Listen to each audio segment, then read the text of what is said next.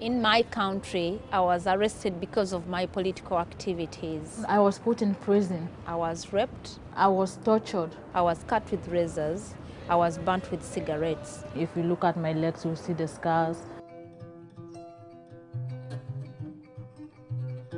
I've seen women who have suffered more than you or I could ever imagine, and it just is not right what is happening to them at the moment. Women seeking asylum in this country need particular care, and they're not getting it. Such a disappointing thing to get refusals from the Home Office officials outlining that the torture and the rape and the cigarette burns and the electric shocks that people have faced is not persecution. Then what is persecution?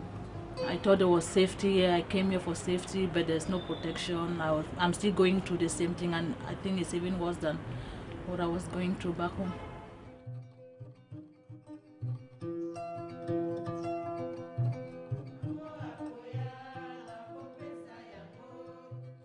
When the Home Office refused my case, it made me destitute with nowhere to live and no help. When women are destitute, they don't have where to sleep, they don't have help.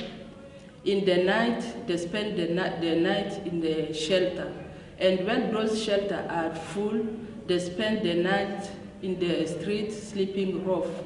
I know one woman who told me how she was raped in the street because she was sleeping rough.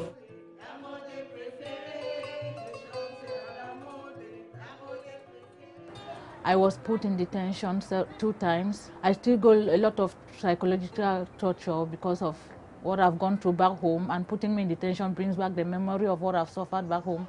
These women deserve dignity, they deserve to be heard fairly, they deserve to be protected, not to find here the same situation that they escaped from.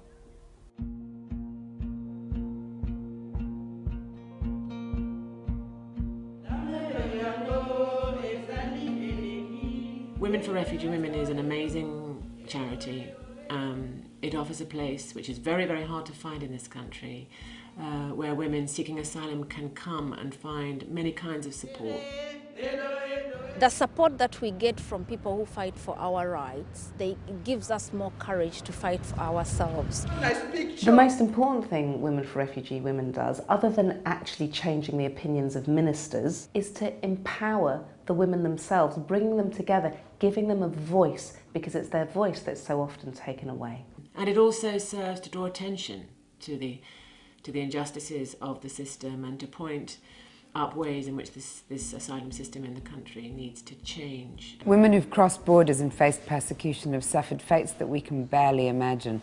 A civilised country would give them a fair hearing and a chance to rebuild their lives. I believe if a few people can speak out, the change will come one day.